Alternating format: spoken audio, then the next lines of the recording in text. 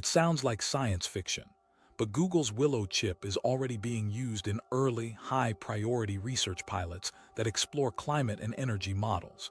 Areas Google and industry reports identify as near-term targets for quantum breakthroughs. These aren't full planetary forecasts yet, but they show how quantum power might be aimed at problems classical machines can't untangle. First, Willow's recent benchmark forced scientists to reconsider how quickly practical progress in quantum computing could arrive. Second, that kind of speed matters for modeling systems like climate, where thousands of interacting states shift at once. And that's only the starting point. The Willow chip, beyond breaking records. The Willow chip's 2025 performance marks more than just another line in a record book.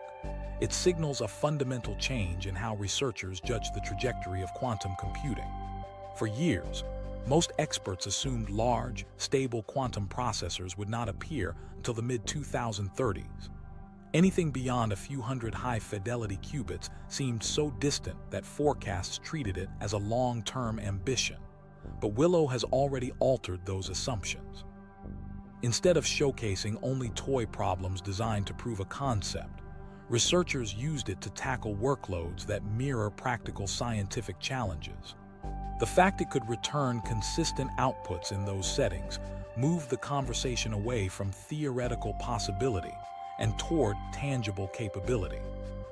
When Google unveiled Willow, it specified the processor contained 105 physical qubits. That number might not sound overwhelming compared to the billions of transistors in classical chips, but the design included something far more significant: advances in how those qubits were organized and corrected. Rather than pushing scale by simply adding qubits, Willow tested new approaches to error reduction and algorithmic performance. This is the kind of shift that redefines expectations. Growing from 50 qubits to 105 looks incremental on paper, yet the layered error correction strategies produced a compounding effect that allowed Willow to sustain workloads at a level no earlier chip managed. To understand why that matters, it helps to look at the benchmark Google chose. In 2025, Willow took on random circuit sampling, or RCS, a test designed to stress a quantum system by generating outputs through intricate, entangled circuits. Classical supercomputers can attempt the same task, but the resources required grow so quickly they become unmanageable.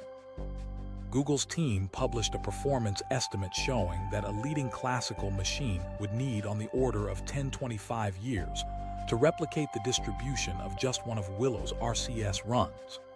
That figure, while conservative, explains why this benchmark captured attention.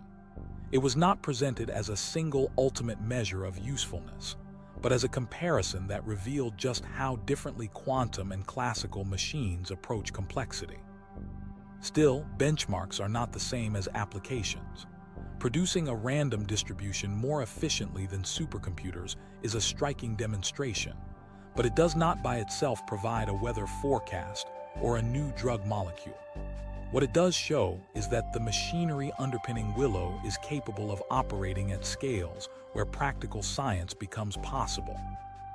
Google has highlighted areas such as materials design and climate modeling as future uses, noting that classical simulations in those fields routinely hit walls of complexity. Willow's breakthrough suggests those walls may be scalable for the first time, though making the jump from benchmark to full-scale models remains an active research goal, not a solved task. This distinction gets at the heart of Willow's importance. Previous generations of quantum hardware showed glimpses of power, but their limitations meant most demonstrations were bursts lasting seconds or minutes. They could prove a principle but not sustain it nearly long enough to matter for research workflows. Willow's performance, by contrast, combined scale with enough stability to suggest that long-running simulations are no longer speculative. That is why so many researchers see it not as another incremental upgrade, but as the start of a qualitatively different era of quantum progress. Much of this change comes down to error rates. Quantum systems are vulnerable to noise, tiny environmental fluctuations that destabilize qubits and collapse calculations. Historically, adding more qubits made the problem worse, because more interactions meant more points of failure. Willow's architecture, however, incorporated methods that reduced effective error rates as arrays grew. In their Nature publication, Google's team described this as achieving exponential suppression of errors below threshold, meaning the system became more reliable the larger its logical networks became. That reversal is what shifts scaling from impractical growth into usable expansion. The result is that 105 qubits is not simply a headcount. It represents a milestone where physical qubits and error-corrected logical qubits interact in ways that strengthen one another rather than interfere. With this structure, Willow moved closer to answering the question of when a prototype machine crosses over into something that can be called functional.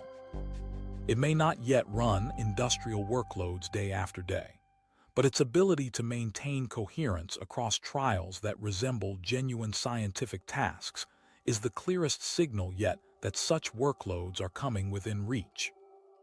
Even with climate modeling, Google has been careful to frame Willow's role properly. It has not delivered full planetary forecasts, and no one claims it is ready to guide global policy. What it has done is demonstrate the computational strength required to run climate-related interactions at levels classical machines cannot tackle efficiently. That difference matters. Classical forecasts break down at scales where uncertainties propagate faster than the models can correct them. A quantum chip with proven exponential error reduction and demonstrated RCS superiority points directly at why climate and energy simulations are seen as some of the first real-world applications. It proves that the building blocks in both computation and stability are aligning. At the same time, researchers remain cautious. A conservative reading is that Willow has validated a benchmark under controlled conditions, that it placed quantum machines decisively beyond the reach of classical ones for a defined task, and that it demonstrated error rate management in a way that paves the road to more ambitious uses. That road, however, will take years to fully build. Just as important as headline benchmarks are the constant refinements to durability, so that chips can sustain complex workloads in laboratories and industry contexts alike. This is the deeper story behind the idea of records. A record can be broken by a thin margin. Willow did not just edge past a number, it reframed how the contest is measured. Instead of charting progress in units of qubit counts alone, the standard now includes error-corrected reliability, sustained run times, and capacity to handle workloads with scientific meaning. It is this reframing, more than any statistic, that compels researchers to revisit their assumptions and timetables. As attention shifts from speed comparisons to questions of reliability, the challenge becomes clear. How do you keep fragile qubits stable long enough to produce consistent answers? For all the power Willow revealed, its next test will be whether those same methods of error correction can push it from controlled success stories into everyday research use. And it is here, in the struggle to tame instability, that the next chapter of quantum progress begins. Fixing the fragile, error correction that works. Quantum computing's core difficulty has always been fragility.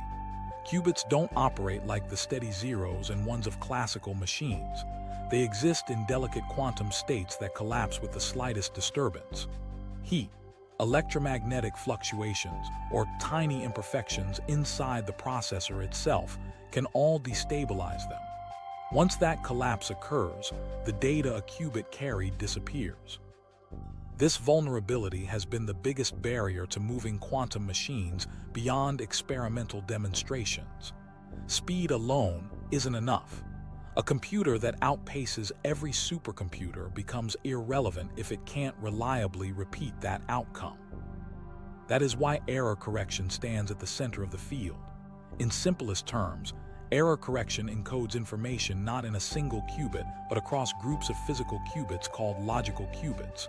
If one physical qubit fails, the information persists across the group, and the system can identify and correct mistakes as they happen. The goal is straightforward: keep calculations stable long enough to matter for science. The challenge has always been the cost. Protecting just one logical qubit once required dozens, sometimes hundreds, of physical qubits, eating up most of a processor's capacity. For years, experts warned that without a breakthrough, this overhead would delay useful machines for decades. Willow changed the tone of that conversation by demonstrating something the field calls going below threshold. Google reported that as encoded arrays of physical qubits grew, the logical error rate didn't rise, it fell. In other words, the larger the logical structures became, the more reliable they were. This exponential suppression of errors is widely considered the key theoretical requirement for scalable, fault-tolerant quantum computing. While earlier research hinted at the possibility, Willow provided experimental data showing that this principle was working in practice on superconducting hardware. That milestone is the reason many observers see 2025 not just as another incremental year, but as the point when error correction crossed into territory people thought was much further away. The practical impact is that error correction no longer feels like a bolt-on feature added to make a chip usable. In Willow's design, stability is built directly into the architecture. Groups of qubits function in interdependent blocks where logical states emerge naturally, and corrections apply dynamically without consuming the same massive overhead that once stalled scaling. This shift alters the economics of the hardware.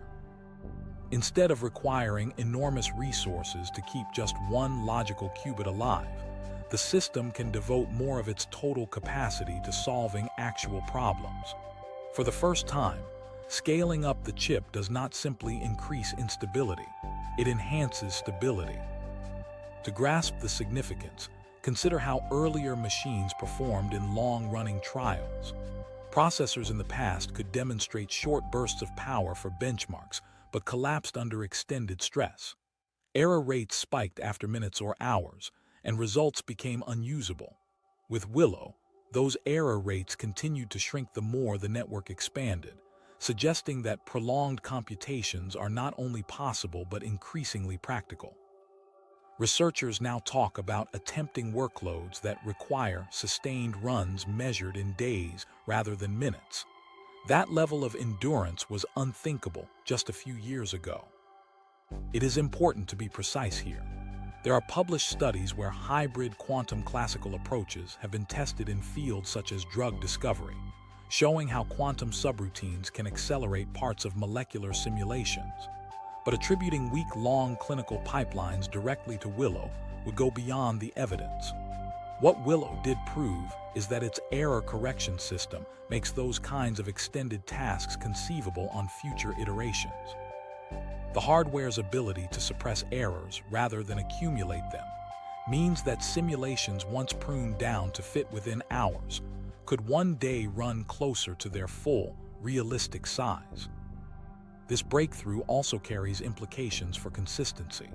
In the past, an unusually stable run might be celebrated, but it wasn't clear whether that success could be repeated or if it was simply an anomaly. Willow's below-threshold behavior changes that. By definition, exponential suppression provides repeatability. The system scales toward greater reliability instead of less. That gives confidence that stability is not a matter of luck, but a systematic property of the architecture. For researchers, that consistency is as important as the raw computational gains, because science depends on results that can be trusted and replicated. Error correction has always been the bottleneck that made grand visions of quantum computing sound remote. Overcoming it alters what kinds of experiments scientists are willing to attempt. Every additional hour of sustained calculation means researchers can aim at problems closer to the full complexity of the real world rather than simplified models. In areas like pharmaceutical research, that translates into running more accurate molecular interactions. In energy science, it could mean modeling catalytic processes without the shortcuts classical simulations rely on. The leap lies not only in speed, but in widening the window of runtime until meaningful outcomes emerge. Compared to the past, this represents a reversal in engineering trade-offs. Earlier designs confronted a choice between limiting system size to keep noise under control or scaling up knowing instability would overwhelm accuracy. Willow's logical qubit architecture sidesteps that dilemma. Expansion no longer magnifies fragility, it actively reinforces stability. Bigger networks now mean more reliable performance, a property long thought to be theoretical, but now backed by experimental results. This points to a quieter but crucial milestone: durability. Quantum processors have already demonstrated record-breaking speedups, but most of those events were fleeting. To become a genuine tool of science, a system must persist across the length of demanding workloads. Willow's error correction breakthrough signals the first time a superconducting quantum chip gave researchers strong evidence that such persistence is within reach. For a field long defined by spectacular one-time feats, durability is what begins to turn potential into a working platform. The takeaway is that error correction isn't a peripheral achievement in Willow's story. It is the central hinge on which everything else now turns. By suppressing errors below threshold, Google showed that scaling and stability can finally move in the same direction. That changes the outlook for scientists considering whether to bring quantum hardware into their existing research programs. For them, the question now is not just whether a machine can produce an extraordinary result once, but whether it can support investigations continuously enough to feed into active projects. And this is precisely where the conversation heads next. With resilience no longer treated as an abstract goal, the spotlight shifts toward the first practical test cases, the efforts where laboratories apply Willow's stability to problems outside of controlled benchmarks and into urgent research domains. First, real-world test cases. In 2025, what marked a turning point was that experiments no longer stayed confined to controlled physics labs or buried in academic journals. Instead of only testing whether qubits could remain stable under narrow conditions, researchers began directing systems like Willow and its peers toward real scientific questions. The emphasis moved from proving physics theory to testing how quantum processors might shoulder workloads in domains where classical computers either fall short or provide results too approximate to trust. That change is significant. Practical research areas, medicine, engineering, cybersecurity, and climate became active testbeds for quantum computing rather than distant hypothetical destinations. One of the clearer early examples comes from the pharmaceutical sector. Drug discovery has always been a game of scale. Researchers must evaluate vast numbers of chemical compounds against biological targets, and in most cases, classical systems can only model small fragments of the molecular complexity. Approximations introduce shortcuts, and those shortcuts can mean years of effort spent pursuing leads that fail in the lab. In 2025, quantum pipelines started gaining ground through hybrid strategies that combined quantum subroutines with traditional simulation frameworks. Published studies in journals like Nature and Scientific Reports documented how quantum processors were used to evaluate energy states in small molecules and protein-ligand bindings. These were not full clinical pipelines, but they demonstrated how quantum methods can accelerate crucial steps that normally bottleneck the process. Willow entered this conversation not by single-handedly running week-long drug trials, but by contributing error-corrected stability to pilot collaborations. Pharmaceutical groups began exploring how a quantum processor with below-threshold error rates might sustain longer molecular simulations than had been previously possible. For them, the promise lies in reducing the pool of compounds that must be physically synthesized. If computations can rule out weak candidates earlier, discovery pipelines become leaner.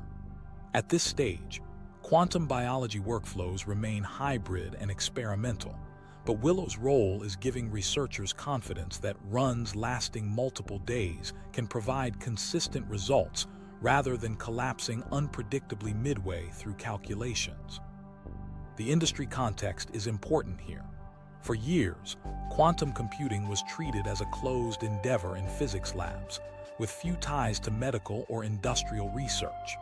That separation has started to erode. In 2025, partnerships took shape between Google's teams and global pharma organizations, framing Willow less as an experimental machine and more as a limited but active research instrument. These collaborations highlight how the technology is being integrated step by step, not as wholesale replacements for classical methods, but as accelerators at the most computationally expensive parts of the pipeline. The outcome could be measured in how many months or years are saved between a promising molecular concept and its first practical trial. Another area moving from theory to practice is engineering design. Recent collaborations across the industry, including IonQ's announced programs with ANSYS and other engineering software vendors, showed how quantum processors could model complex systems like electromagnetic field distributions in ways classical solvers struggle with.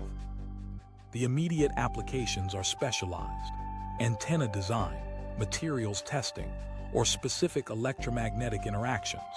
But they point to how quantum workflows are seeping into fields where simulations have direct industrial payoffs.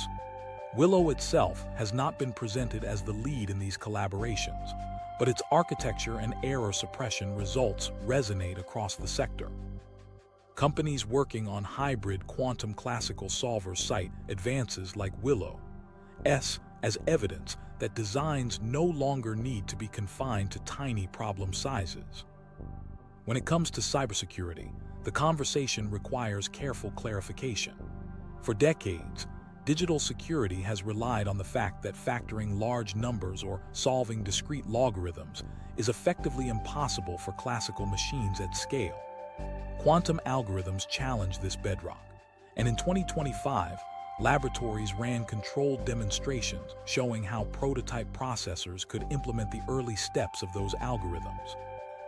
Willow contributed to these pilot studies, but it would be inaccurate to say it has already breached live encryption networks or broken operational RSA systems. Instead, its results underscore the urgency of preparing defenses. Stress tests in research settings demonstrated that the trajectory toward practical code breaking is not hypothetical, and governments have already accelerated their work on post-quantum standards to anticipate the transition. The crucial point is that encryption has shifted from a comfortable assumption to a live research concern. Quantum-capable systems are on track to erode the protections classical cryptography once guaranteed. Because cryptography provides unambiguous feedback, either a code breaks or it does not, it serves as a powerful illustration of Willow's computational reach. Controlled trials showed that building blocks of quantum decryption are executable on current hardware, though still in highly constrained settings. From a policy standpoint, this is enough to treat the technology seriously.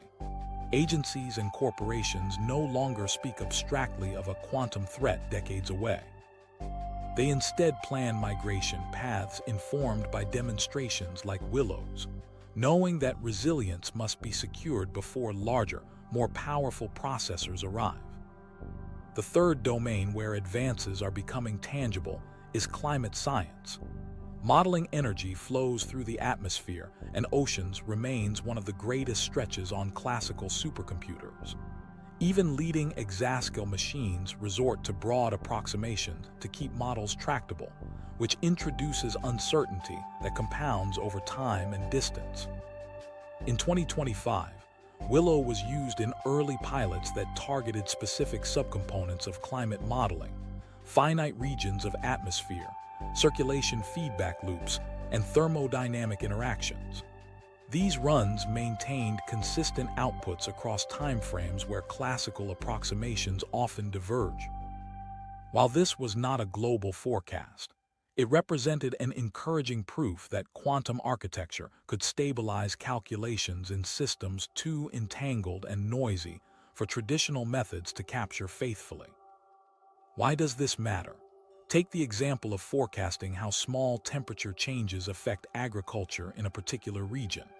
Classical forecasts often falter because they accumulate errors rapidly, turning local predictions into unreliable sketches.